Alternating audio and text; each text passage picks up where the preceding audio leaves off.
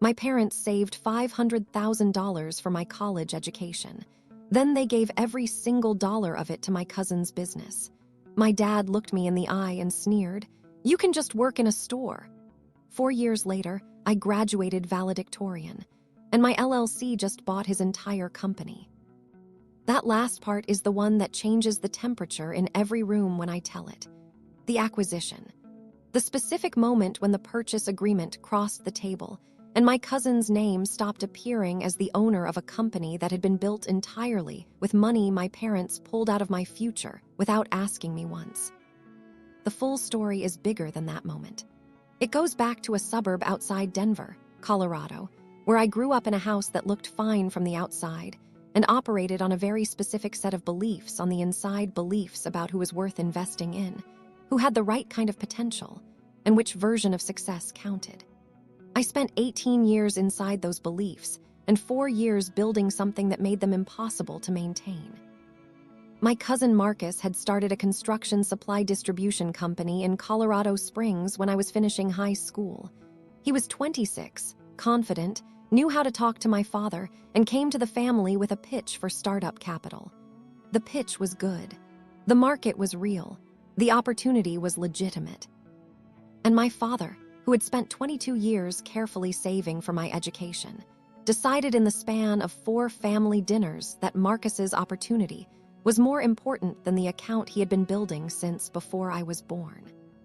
He moved the money, all of it, over 6 weeks, without sitting me down first, without explaining the plan, without asking me whether I had any thoughts on the situation that was about to reshape my entire future. When I finally asked him directly what was happening, he said Marcus needed family. He said the family needed to be there for each other. And then he said the sentence that I have lived next to every day since. "Lauren, honestly, you're smart enough to figure it out. You can just work in a store while you decide what's next." A store. 22 years of savings. My entire planned future, redirected with 6 weeks of dinner conversation. And his conclusion was that I could work in a store. I went to my room that evening. I sat at the desk where I had done every piece of academic work since I was 11 years old. I opened my laptop. I started building a spreadsheet. That spreadsheet was a 4-year plan. What that plan produced is this story. And by the time you finish hearing it, you will understand something about what happens when someone who has been underestimated their entire life finally gets 4 uninterrupted years to build in the space that everyone else stopped paying attention to. Hit that like button, drop a comment, share this with someone who needs to hear it today, and subscribe to this channel because this story goes exactly where you want it to go. My name is Lauren Castillo, and I am 26 years old. I grew up in Highlands Ranch, Colorado, which sits about 15 miles south of Denver in the specific category of suburb, where the houses were large and well-maintained, and the families inside them were working hard to live at a level that required constant work to maintain. My parents, Robert and Diana Castillo, both had real careers. My father was a regional operations director for a commercial HVAC company, and my mother managed accounts for a mid-size insurance firm in Denver. Together, they made good money. They managed it carefully. They saved seriously. And from the time I was old enough to understand what the word college meant, they had told me that the account was there and that it was mine, and that it was going to make everything I wanted to do possible. The account had $512,000 in it when my father moved it to Marcus. My father's name was Robert, and he was the kind of man who believed in the specific version of success he could recognize on sight. He recognized it in Marcus immediately when Marcus started talking about distribution margins and warehouse logistics and regional market penetration at family Christmas dinner when I was 17. My father leaned forward the way he leaned forward when something interested him, and he asked Marcus follow-up questions for 45 minutes while I sat at the other end of the table watching the conversation and understanding something about what I was seeing. My father had never once leaned forward like that when I talked about business. I had been interested in business since I was 13 years old and had read a library copy of a biography about a woman named Meg Whitman who had built a technology company from almost nothing into something worth billions. The book had broken open a part of my brain that I had not known was there. After that book came more books. After the books came the business courses I talked my school into letting me take at the community college in my junior year of high school. After the courses came the AP economics class, where my teacher, a man named Mr. David Ochoa, told my parents at a conference that I had the most structured financial thinking he had seen from a high school student in 15 years of teaching. My father had received that compliment with polite warmth and moved on. He was not a cruel man. He was a man who had built his understanding of success through a very specific set of experiences and who evaluated everything through that framework. Marcus fit the framework. Marcus was starting a business. Marcus had a warehouse concept and a regional market and a confidence that my father associated with the kind of men he had respected throughout his career. I was his daughter who was going to college. College was the plan for me. Business was what men like Marcus did. I want to be fair about this because the story gets harder from here and fairness matters. My father loved me. He genuinely did. He had been present for my whole childhood and had coached my soccer team for 3 years and had come to every academic event I had ever had. The money decision was not made from indifference to me.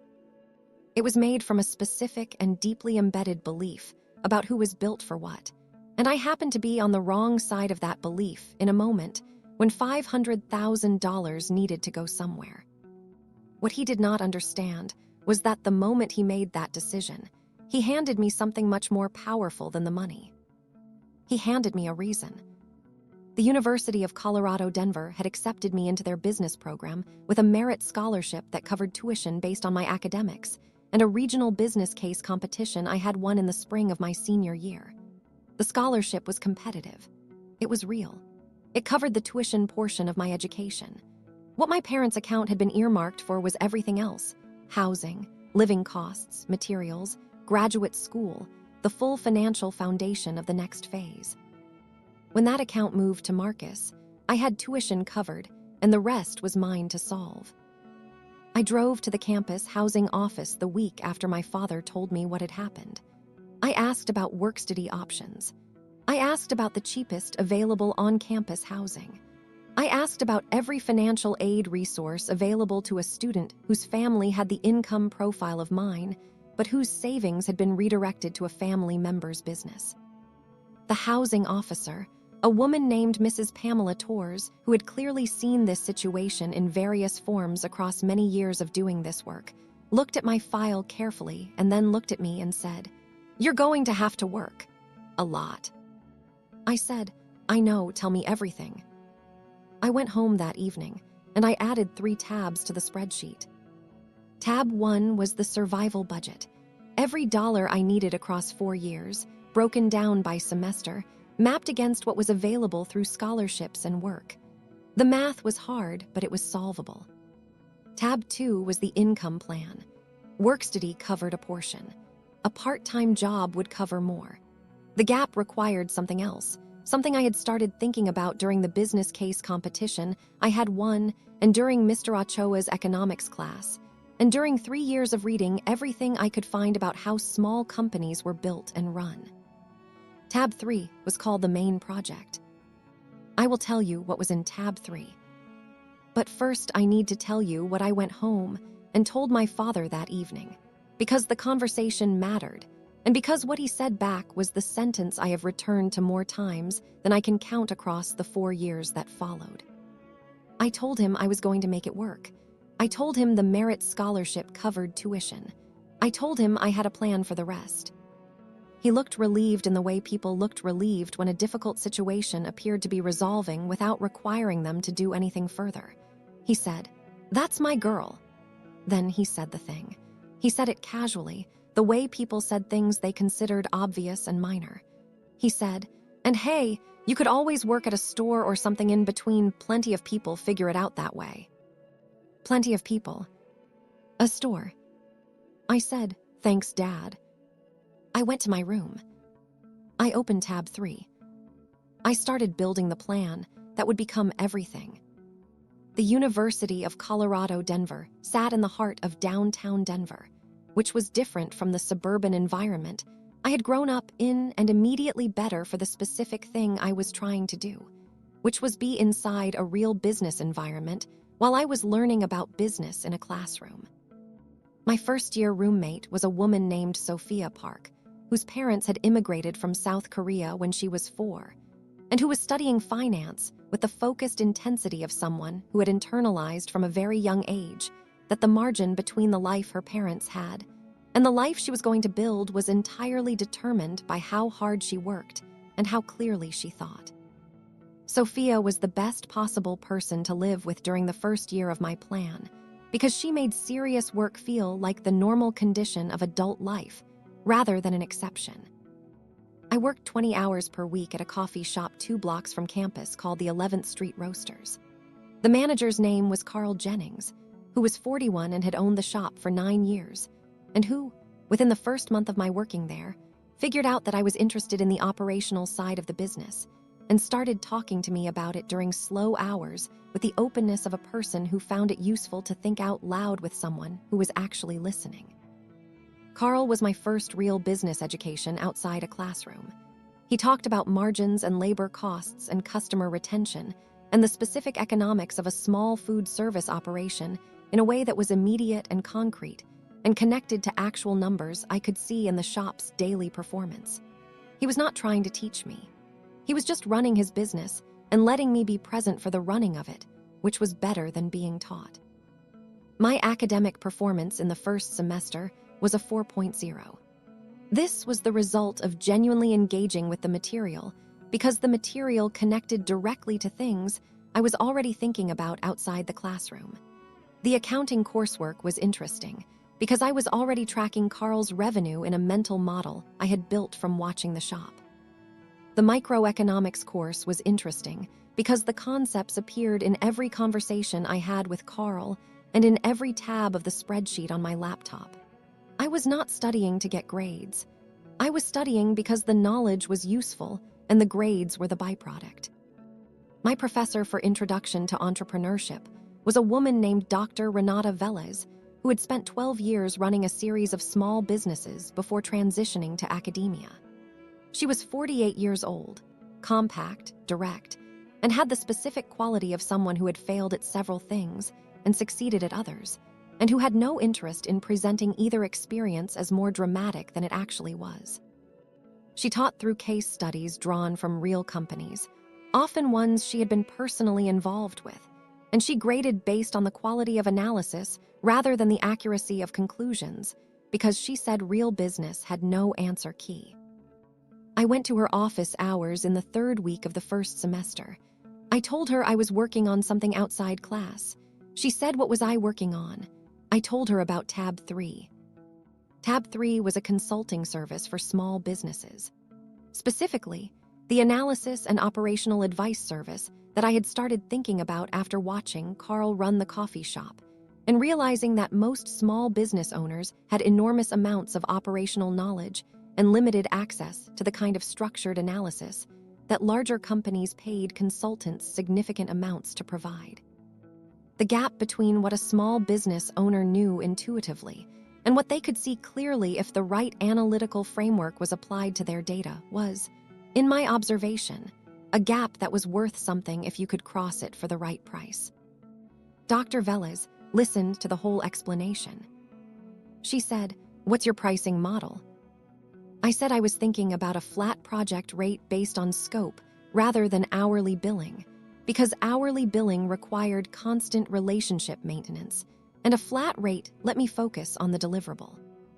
She said, "Who's your first client going to be?" I said Carl Jennings at the coffee shop 2 blocks from campus. She said, "When?" I said, "As soon as I can build a real offer." She said, "Come back next Tuesday with the offer document.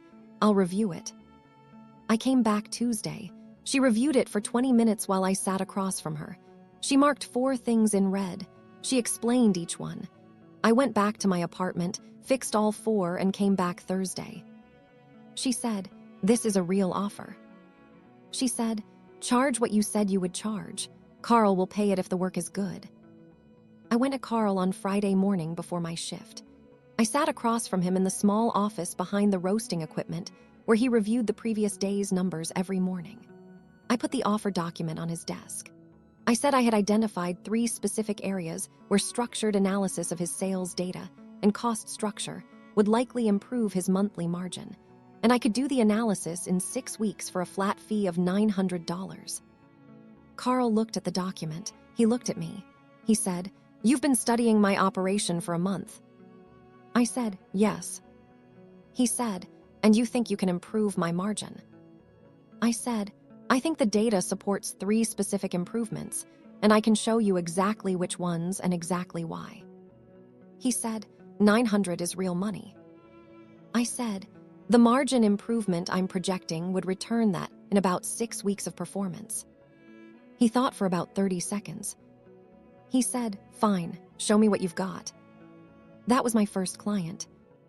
The analysis took 5 weeks, which was 1 week under the timeline I had proposed.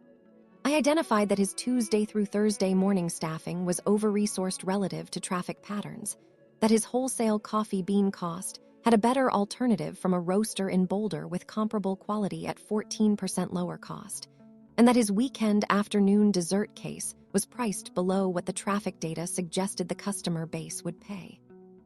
The total projected annual margin improvement from all 3 changes was approximately $19,000.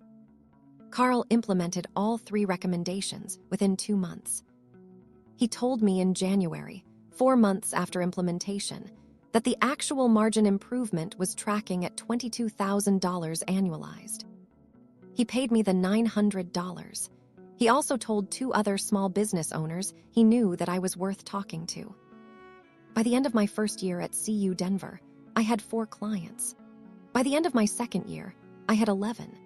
By the time I finished my junior year, I had registered the business as an LLC in Colorado under the name Castillo Business Strategies and was generating enough monthly revenue to cover my living costs without the coffee shop job, which I left with genuine gratitude and a handwritten note from Carl that I still have. I had also been tracking Marcus's company for 3 years. Marcus Ortega's company was called Summit Supply Group, and it operated out of 2 warehouses in Colorado Springs, supplying construction materials to contractors across the southern Colorado market.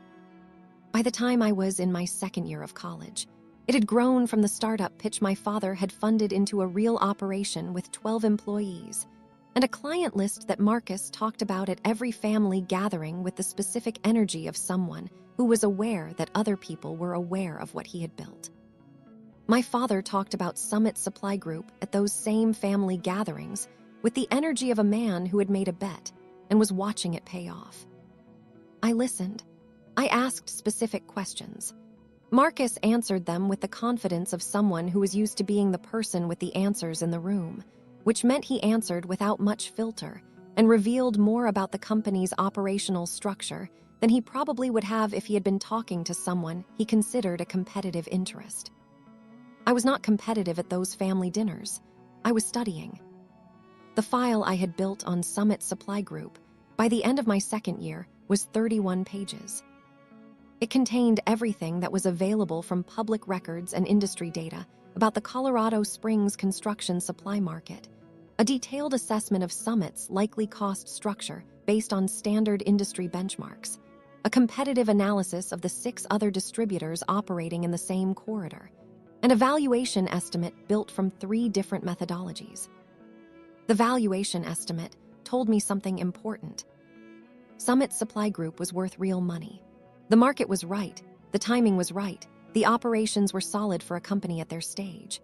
But the file also contained an analysis of a specific vulnerability, a contract that Marcus had with his largest single client, a construction company called Apex Building Group that represented 38% of Summit's total revenue. That contract was up for renewal in 18 months. Apex had 3 other qualified suppliers in the region. The contract renewal was not guaranteed, and Marcus's pricing model had compressed his margin over the past year in a way that made the renewal negotiations structurally difficult. If the Apex contract renewed, Summit was worth what my valuation said it was worth. If it did not renew, Summit's value dropped significantly, and the company entered a cash flow pressure scenario that would require either a capital injection or a strategic partner. I built both scenarios in the file. Then I built the acquisition thesis for each one. I also, during this same period, had developed a relationship with a man named Professor Thomas Garrett, who taught corporate finance at CU Denver, and who had spent 20 years as a corporate development executive at a mid-size industrial company in Denver before transitioning to academia. He had been on the faculty review committee for the regional business case competition I had won in high school, and had specifically sought me out in my first week on campus to tell me the analysis in my competition entry had been notably sophisticated for a high school student. Professor Garrett became, over 3 years, the most important professional mentor I had in college. He was exacting and honest, and had the specific quality of someone who had worked inside real deal structures for 2 decades, and who understood the difference between theoretical knowledge and operational knowledge, and who designed every interaction with me to close the gap between those two things.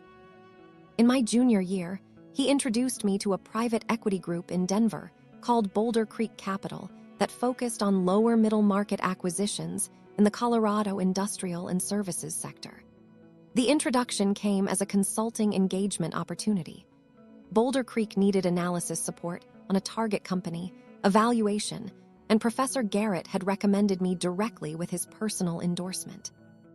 The work I did for Boulder Creek over 8 weeks was the best analytical work I had done to that point.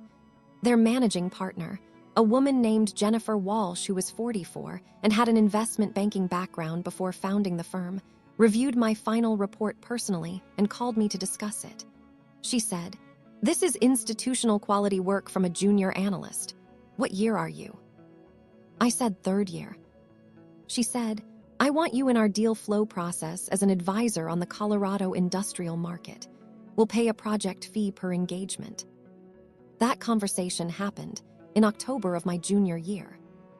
In November, I told Jennifer about Summit Supply Group and the 2 scenarios I had modeled. I was completely transparent about the personal context. I told her the company had been built with capital redirected from my education fund. I told her I had been tracking it for 3 years. I told her the analysis was clean and sourced, and that everything in the file was based on market data and standard methodology. I told her she should treat the personal context as information rather than as a conflict and make her own judgment about the thesis. She read the file over a weekend. She called me on Monday morning. She said, "The thesis is sound, both scenarios, but I want to watch the Apex renewal. If that contract falls through, the acquisition price drops significantly, and the deal becomes substantially more interesting from our perspective."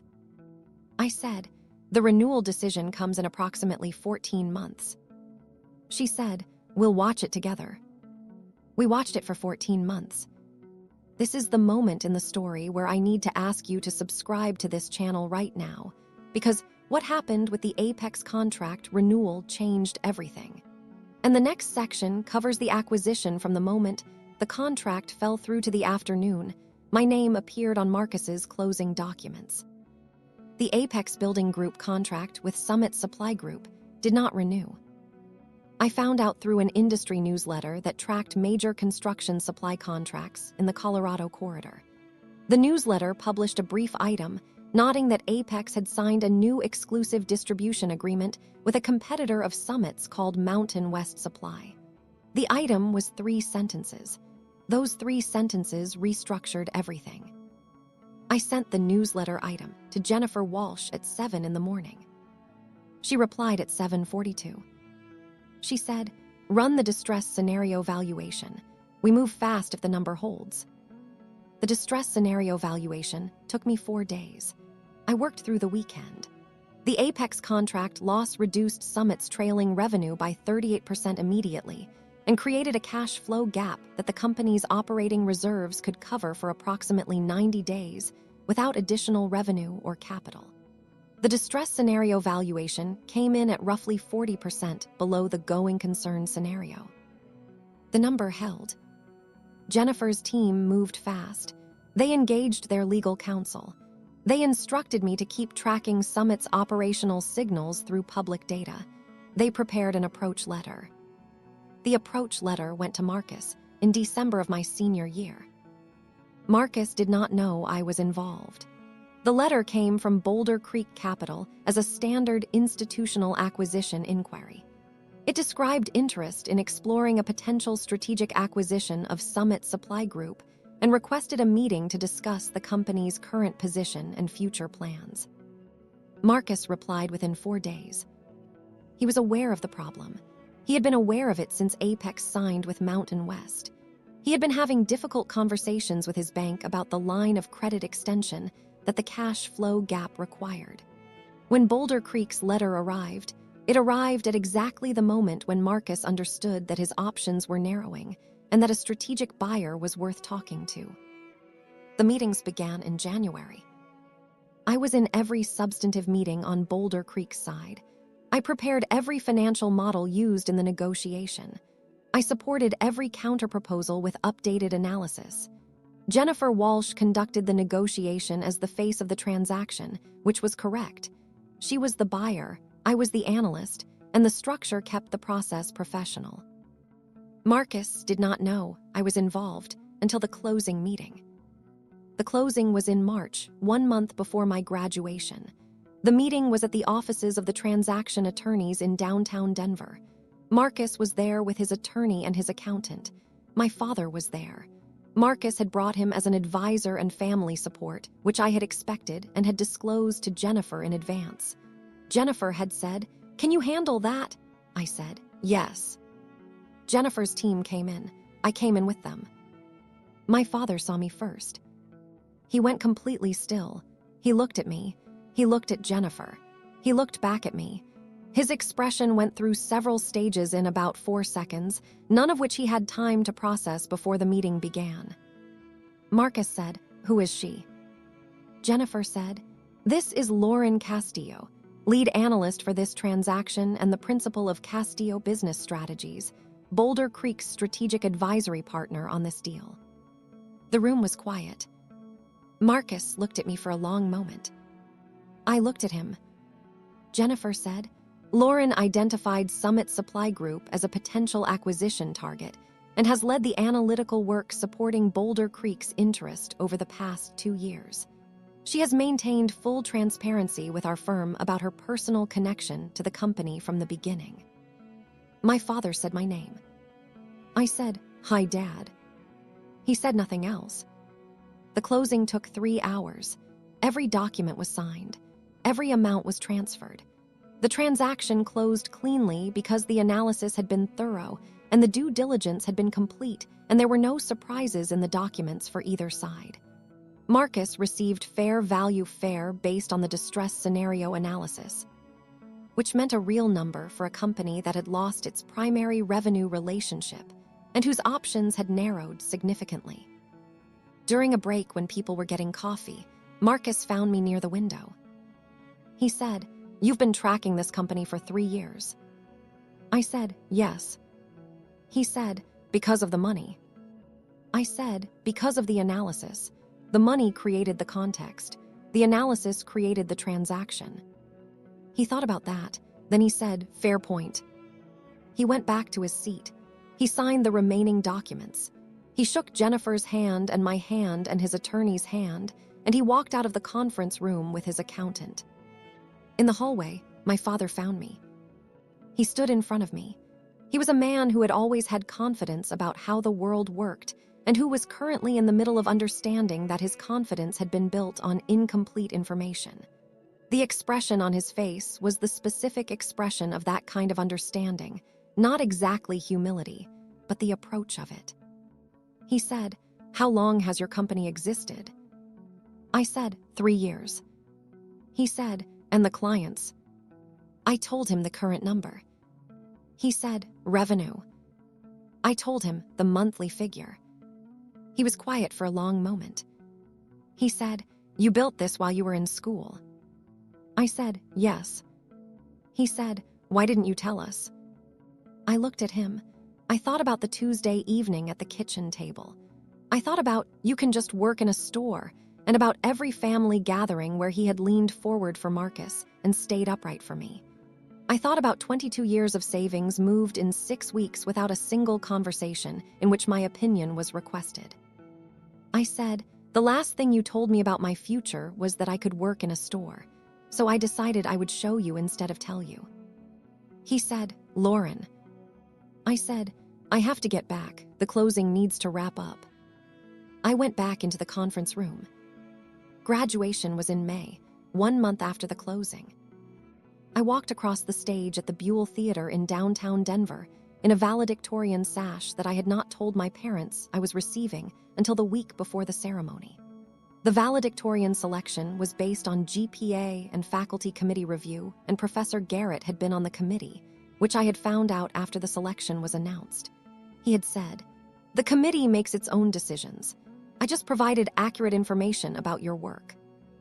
My father sat in the audience with my mother and my grandmother and my Aunt Patricia, who was Marcus's mother, and he watched me deliver 8 minutes of remarks about the relationship between analysis and the willingness to act on what the analysis told you. He watched me receive the recognition from a stage in front of 3,000 people for work that had been happening in apartments and coffee shops and professors' offices, and deal rooms across 4 years, while he was at family dinners talking about Marcus's company. After the ceremony, in the reception area outside the theater, he found me before anyone else did. He said, "The remarks were excellent." I said, "Thank you." He said, "I want to say something." I said, "Okay." He said, "I told you that you could just work in a store." I said, "Yes." He said, "That was wrong." He said it directly, without ornament, in the way he said everything. My father was not a man who elaborated on apologies, and I had not expected elaborate. I had expected what I got, which was a direct sentence from a direct man who had understood something he had taken 4 years to understand and was saying it as plainly as he knew how. I said, "I know." He said, "What you built is real." I said, "Yes." He said, "I'd like to understand it, if you're willing to explain it." 4 years of family dinners. 4 years of leaning forward for Marcus and staying upright for me. 4 years of plenty of people figure it out, and a store or something in between. 4 years of building in the space nobody was watching. I said, "Yes, I'm willing."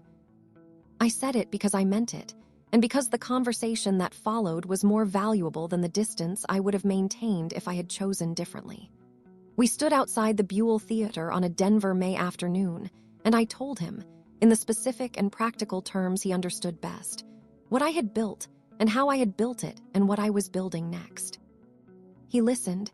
He asked follow-up questions, real ones, the kind where someone actually wants to know the answer. My mother found us 20 minutes later and looked at my father's expression and then at mine and said, "I think something happened here." I said, "We were catching up." She said, "You two never stood still for 20 minutes at a graduation before." I said, "There was more to talk about this time." Castillo Business Strategies has 8 clients now. The team is 3 people, me, an analyst I hired 6 months after graduation named Diego Ruiz, who had been 2 years behind me in the CU Denver business program and had the same quality I had when I started, and an operations coordinator named Alicia Fenn, who handles the client relationships that free me to stay in the analytical work. The Boulder Creek relationship has continued. We have completed 2 additional advisory engagements since Summit Supply Group. Jennifer Walsh sent me an email after the second one closed that said, "You're building a real practice. Protect it." I know what she means. The protecting is the same as the building, careful, documented, and sustained. Professor Garrett comes to Denver once a quarter, and we have lunch and he asks about the client work, and I ask about his current students, and sometimes he says, "I have someone you should meet." Those introductions have produced 2 of my 8 current clients. Marcus started a new company in January, smaller, more focused. He sent me a brief text when he announced it that said, "Looked at your analysis of the Apex situation after the fact. You saw it before I did." I replied, "You built something real with what you had. Good luck with the new one." He replied with a thumbs up. That is the full extent of our current communication, and it is appropriate. My father and I have dinner once a month. My mother comes. We talk about the business, and he asks questions, and I answer them, and the conversations are different from any we had before the closing because the information available in the conversation is different. He has never repeated the store comment. He has not tried to redirect anything I've built. He showed up. That matters. Here is the thing I want to leave with you before this ends. $500,000 was saved for 22 years and redirected in 6 weeks, and the person it was redirected away from built something larger in 4 years than the person it was redirected to built in 4 years with a capital. The money was important. What mattered more was the response to losing the money, which was a spreadsheet opened at a kitchen desk on a Tuesday evening by someone who had just been told she could work in a store. The spreadsheet became a 4-year plan. The plan became a business. The business bought the company. The people who underestimate you are giving you information. The question is what you do with it. If this story landed for you today, please hit that like button and leave a comment. Tell me what you took from it. Tell me about your version of that Tuesday evening. Tell me what you built when someone told you to just figure it out. Subscribe to this channel for more stories like this one. Every story here is about real building and real stakes. Ring the bell. Come back for the next one. See you then.